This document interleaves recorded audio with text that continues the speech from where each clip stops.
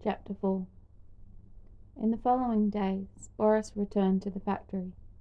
He watched closely as the workers finished a new tram from carefully arranged pieces of wood and steel. Boris found himself unexpectedly looking forward to the precision of the workers, the marvelous way the vehicle was constructed, the sparks that danced across the floor as the whirring machines spun against metal. Each time he looked forward to the sound of Martha's laugh, or his words of encouragement to the younger workers, all the way his hunched and heavy frame sprang to life in the confines of the factory. But he noticed also the little movements from charms and incantations where needed. Sometimes the workers would emerge from these trances ash-faced and distraught. When the steam engine was almost complete, Martha took on himself to perform the binding charm so that the engine could withstand the intense pressure within.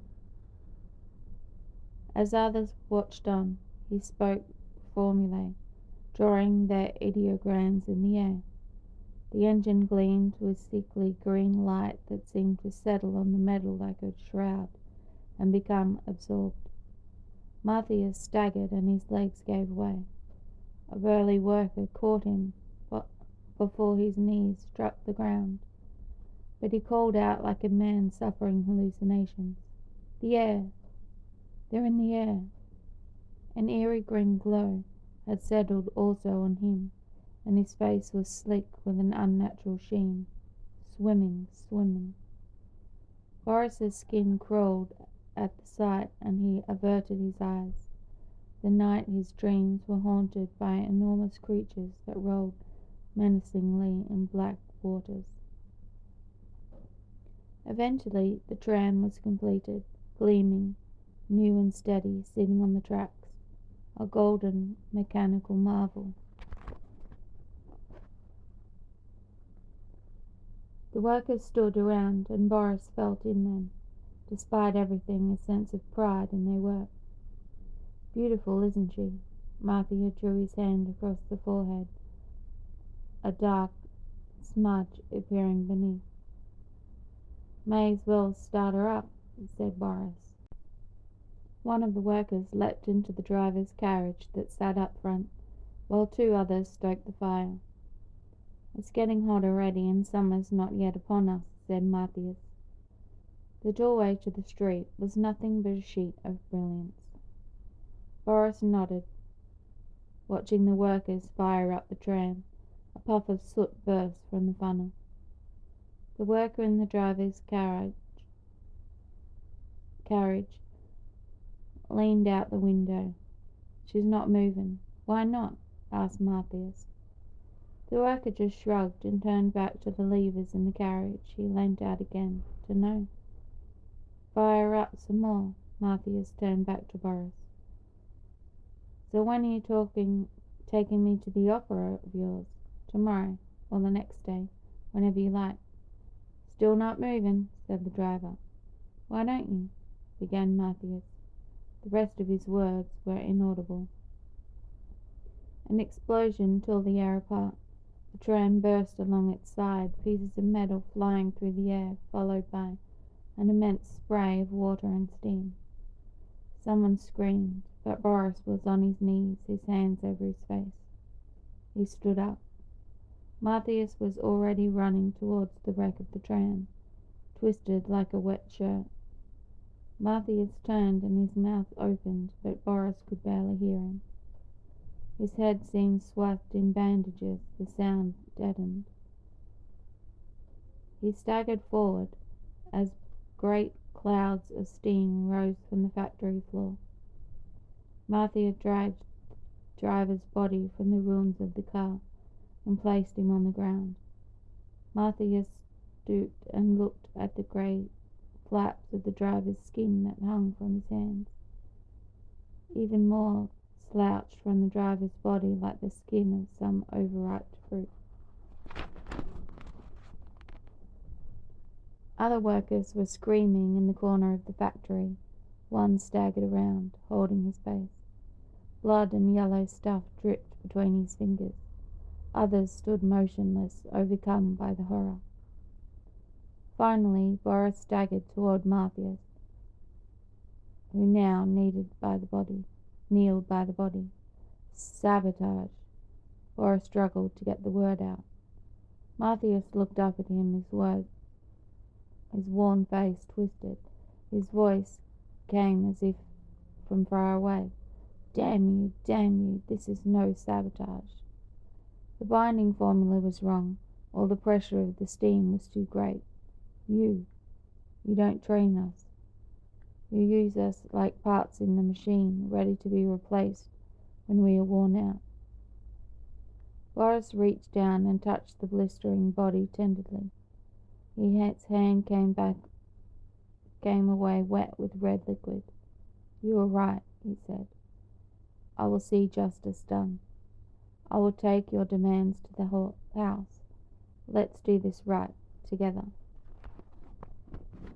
That night, the night of the sun parade, Boris laid his head on the top of the table, the empty bottle of hot wine sitting in front of him like a broken promise. He yearned for another bottle, yet he knew that it would lead him to his ruin. It was a full day since he had drunk his last bottle, and he could barely move. It was as if every ounce of strength had been drained, as if sand had been rubbed into his eyes, or if some rodent gnawed away at his stomach. But he would wait out this temporary suffering, which would pass along with the desire for hot wine. A glorious moon hovered in the sky, lighting up the flat sea with molten silver light. The sounds of a sun parade drifted in front outside, pipes rising and falling, drums banging and people laughing. He should have been out there circling around the Minotaurs with the rest of the population, following the parade to where it finally ended in the arms of the northern headland, where the water palaces and steam baths would be thrown open to whoever wished. Boris slept fitfully at the table for half an hour, but his dreams were filled with great slug-like creatures, big as steam trams, that slithered around him, their voices echoing strange chants, until finally one slithered on top of him, and he thought, I'll die now, beneath the weight of these creatures, the Elataran. When he woke, shadows seemed to flicker across the room. Yes, he thought, they're here again. Hulking shapes in the corner of the room. He blinked. Something hissed softly behind him. He turned, afraid. Nothing was there. In the morning, the desire for hot wine was like a hungry creature swimming around his insides. Everything seemed at a distance, as if painted in a shade of white. He needed more wine. He needed it now. In the back of his mind, he vaguely remembered his decision not to buy any more wine, but this seemed like the decision of another person, someone long ago and far away. In any case, he would stop later once he had solved the tram workers' problems. Once things were easier, once Matthias and he had rebuilt their friendship on firm ground. Rude had suggested Boris meet him in Market Square. It was time, the Affiette had told him. Then he met the hot wine supplier.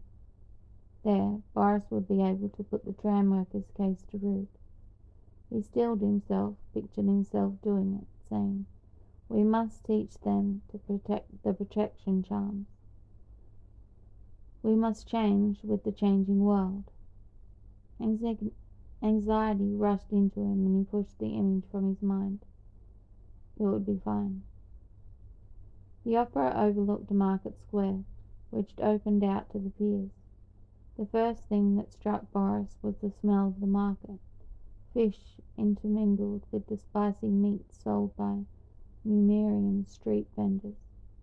He picked his way through the bustle, careful not to knock over any of the glass cases that housed schools of fish, so small that they seemed to be just puffs of orange smoke swirling in the water.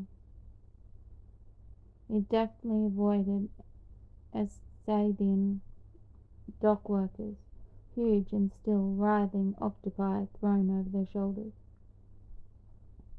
Finally, past the center of the market, where contortionists bent themselves through impossible small hoops and puppeteers put on tragedies and comedies, he found Rude, drinking strong black coffee and playing chess with another new man, a cadaverous little figure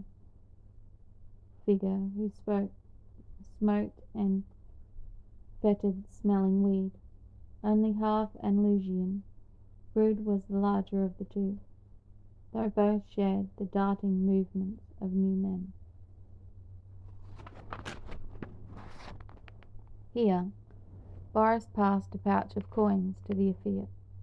Rode took a handful from the bag and passed it to his kinsman. To Boris, he said, "Quaddy will give you the wine." The new man took a puff of his rank-smelling cigarette, then ground the stub out on the cobblestones. A final waft of noxious smoke caused Boris to cover his nose momentarily.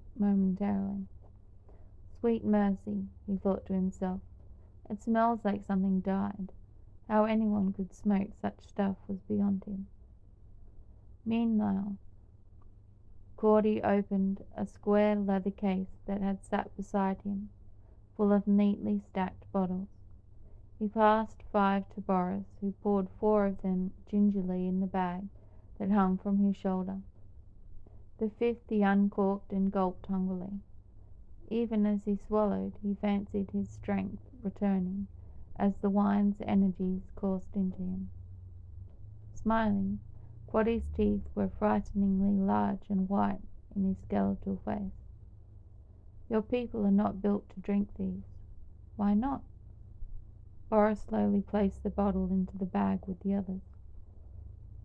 "Some say you'll see into the other side, see the shapes of the dead as they move around us, see the plane of death as its pathways moving off to oblique angles to our own."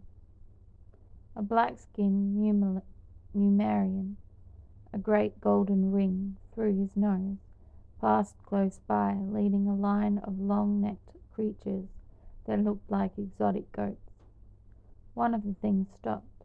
The Numerian pulled a rope, and the beast bared its teeth, bleating angrily, and followed. Perhaps they were heading to one of the House Albor's famous balls, where the entertainment was diverse. Jugglers and illusionists, mime artists, contortionists, castrati choirs, and thaumaturgical musicians, and of course exotic creatures from across the sea. "These will be the last. I tire of this stuff." Boris pressed his hands together, wrapped his fingers around each other. "Officiate, I'd like to talk to you about the tram workers." "Yes, and I would like to talk to you about them also." Rude jumped to his feet with the rapidity of a small mammal. "Come on." "Our game." Quaddy laughed, holding the chessboard in the air. "I'll remember the positions of the pieces. Don't you think you can escape?" Boris and Rude took the steam train back up along the Via Persine towards the House Technis complex. The tram chuffed and lurched and rattled as citizens held on the handles and poles. The conductor, decked out in the Technis uniform of plain grey that made him look like a prison guard. Technis was not known for its aesthetics. Checking their passes, Boris asked Rude, "Why is he so thin, that Andalusian Quaddy?" "You know we don't like to be called Andalusians," said Rude. "We prefer to be called men from Ariki, or just Ariki Akians." Andalusia has been the name given to the land of the new men by Hadara the explorer, who had discovered the strange new race of people after the cataclysm. He had returned from his journey filled with stories about new men's technologies. The city of Tiraki, he exclaimed, was the great steam-driven thing, a mammoth mechanical beast of pipes and engines and constantly moving parts, a gigantic version of the Technos Palace's southwest wing. A group of marchers from the Sun Parade sat against a wall, their long masks still hiding their faces, bottled beside them. They must have been up all night. A minotaur stood on one corner, surrounded by laughing children who touched the creature before running away. At a distance stood several young women. They seemed shy, as if they were building up the courage to talk to the creature. Boris could not understand the obsession the people seemed to have with the creatures. Yes, they were ancient, yes. Like all such creatures, they were touched by thaumaturgy, but in the end they were simply living creatures. Ricard was right. As far as Boris could see, they were just men with the heads of wolves. Even as he thought this, some part of Boris realized he was for some reason denying the truth of things. Boris turned back to Rude. Is Quaddy unwell? He's come here to die. That weed he smokes would be enough to kill any man, Boris said. Rude smiled and continued. They come here from far from the Kiriaki or Nariaki, far from their homes, far from the relentless and restless growth of their people, like my mother. Boris thought he saw Sidra nestled into one of the tram seats reading. When the young woman looked up, he realized it was not his daughter, even as she shared the same round-faced prettiness, the same large contemplative eyes. Seeing his glance, she closed the pamphlet she was reading and slipped it into her bag. Yet he glimpsed its title, The Conquest of Pain. Was it simply a philosophical tract from one of the philosopher assassin's mandarins? Or was it a sedationist tract? It had become hard to tell these days, though no doubt the House's officiates had drafted a policy explaining the distinction. He cared little for the subject anyway. He had never been a philosopher, yet preferred to think of himself as a man of action. Their homeland makes them ill. Boris continued to study the woman, who, uncomfortably under his gaze, looked out the window. My mother would have known. Perhaps Gardy can explain to you better. I think they cannot find meaning in such an existence. They are emptied by it, so they leave and find another city to die, the way a cat lies hidden beneath a tree. Boris laughed. Meaning? Some people need it. Boris looked up towards the factory quarter where smoke and soot hovered in the air. It's a hard thing to find. He waited, let the thought settle. I think we should change our attitude towards the tram workers, I think. Rude touched him on the arm. The Elotarians want to see you. For long they have taken no interest in such things. Why this sudden attention? I cannot say. But something is changing in the city. They want to hear from someone close to the street, close to the factory, but Boris looked down at his shoes. Cracks from age and dryness ran along their sides.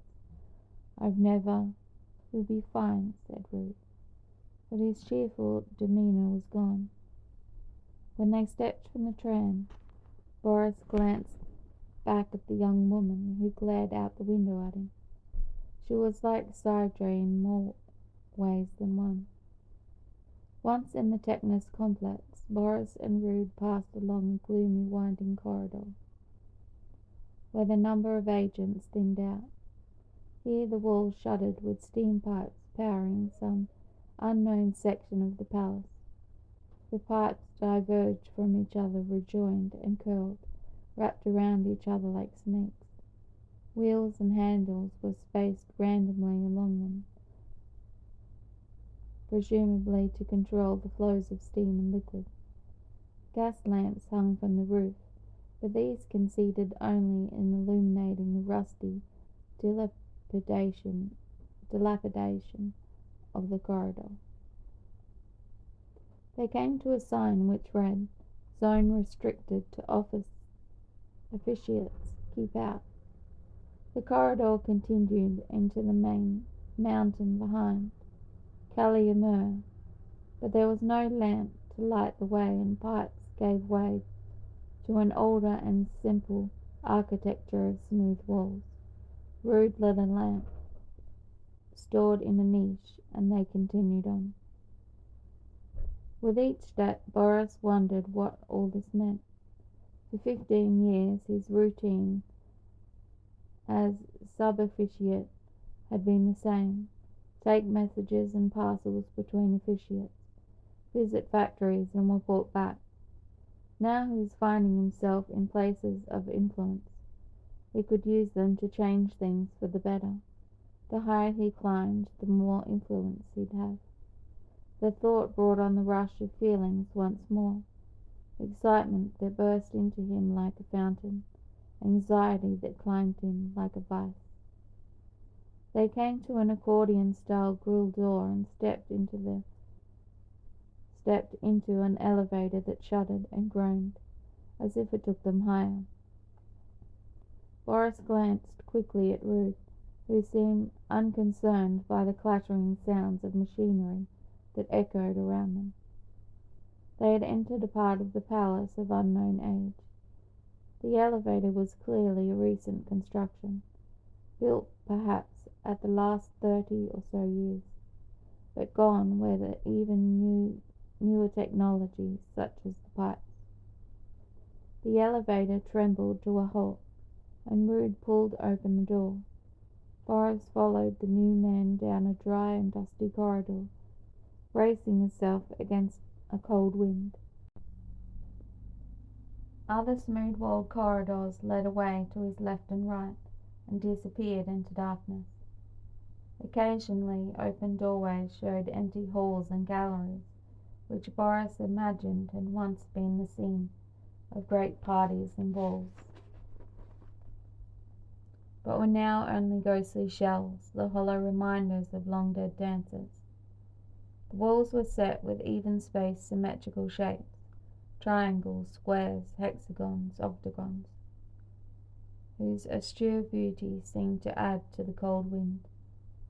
Elsewhere along the wall, alcoves were filled with crumbling humanoid statues with trunks that writhed from their faces, or insect creatures with long mandibles, or man-eyed humans operating strange machinery.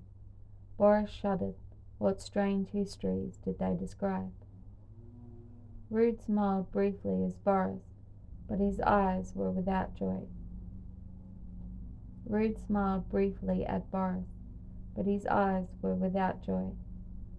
The corridors wound on, now up winding staircases, now across bridges that spanned empty and echoing ballrooms. All the time, strange implements made of hooks and cogs and wheels and blades and springs and 100 unknown components hung unused and forgotten on the walls. Now Boris's anxiety intensified and became a shadowy fear that seemed to shift around his chest and gut and his vital organs. The strangeness of this place and the knowledge that the Ecotarian lived somewhere in this decaying world haunted his thoughts. Finally they came to colossal double doors covered with ornate spiral bands of metal in intricate patterns. Ideograms, although inscribed in the door, seemed impossible to hover in front of them, as if belonging to a different plane of existence.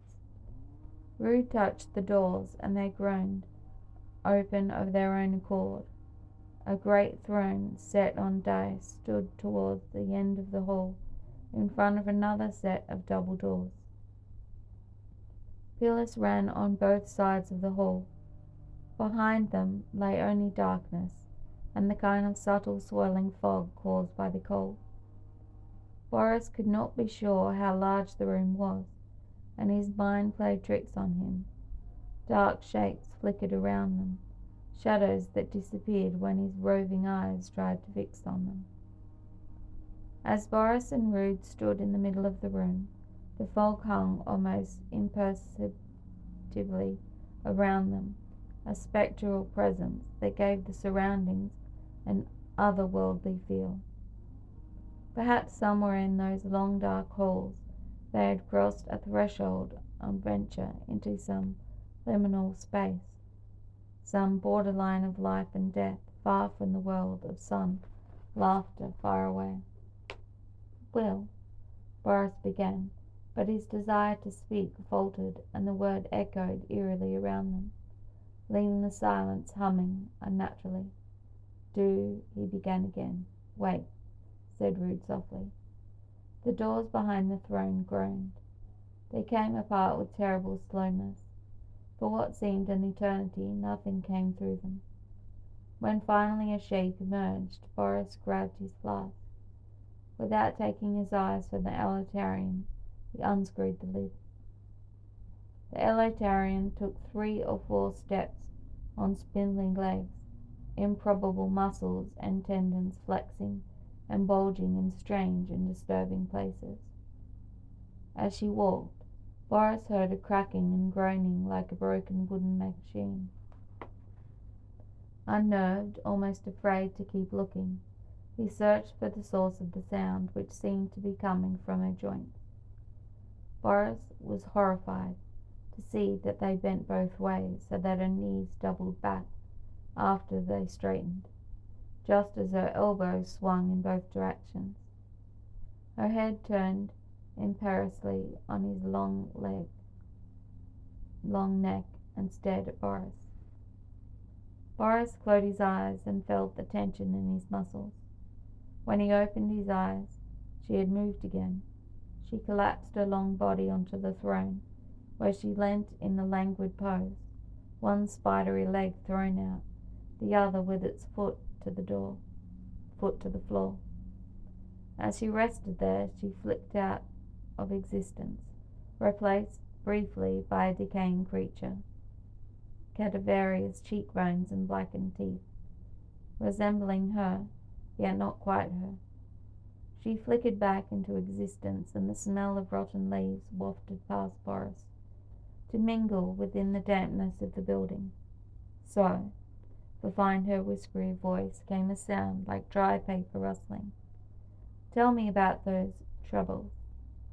To make herself comfortable, she shifted her torso, which was too long for the rest of her, as if a whole midsection, including extra vertebrae, had been added. Rude turned to Boris, whose legs began to tremble. Nobody said anything. "Boris," said Rude, "there's been sabotage at the tram factory." Boris looked at that terrible face, that jutting forehead, the cheekbones, impossibly high and sharpened to find, so the withered mouth was far below and minuscule. "One of the workers has been playing explosives." Boris searched for the words. He tried to think of ways he could put the tram workers' grievances diplomatically, so that the Elotarian would see their plight, yet know what he was there to help the house. Nausea tripped him, and he swallowed uncomfortably. "There's a mood out there. There's all sorts." Rude stepped forward. "Not just in the tram factory. There are little groups and circles springing up everywhere. On the docks, in the textile mills, in the quadrian. There are pamphlets and broadsheets filled with mad radical ideas circulating." Again she flickered and her face became skeleton and rotten before flickering back to life. She leant forward and her neck seemed to stretch out and elongate. Crack, crack, crack. Before anything could be said, she began. What sort of men are they, these tram workers? Stubborn, strong, and honest. They talk about justice these days. It's not the first time, a long while ago. But that talk died away. Images of Matthias flashed into Boris's mind. Again the words eluded him. They had changed by the maturity we force them to use. They are squeezed like fruit until they are dry. Perhaps we should train them properly in the correct formula, so that they might be protected. The Elitarian laughed. It sounded like the raven's call. Don't they understand that we cannot return to the world before the cataclysm? Those days are gone. In any case, we would threaten ourselves by releasing such knowledge. There are other paths for those who want to learn the art, paths for people who seek to better themselves. They can join the house of the maturists. Compare what they are doing to our own situation, Boris. Were you not once a tram worker? And look what you've done for yourself. Boris's eyes darted left and right. He found no answer. Once more she slouched back into the throne. Are you not happy with the way Technus treats you? No. These tram workers have chosen their life, and now they must deal with the consequences of their choice, just as you have chosen yours. If there is a strike, we shall act quickly. Are you capable? Subsufficiate Botek. Isn't this what you've lived your life for? A defining moment? Think of the rewards when you succeed. You could begin to achieve those things you've always wanted to achieve, to have the things you want to have. What is it you want, Boris? Boris sweated under her gaze. His mind would not produce the thoughts he wanted, nor would his mouth form the words. All that would come to his mind was the image of Matthias, with his heavy-lidded eyes, his blunt posture. I'll discuss with my colleagues. The Elitarian moved her hand in circles.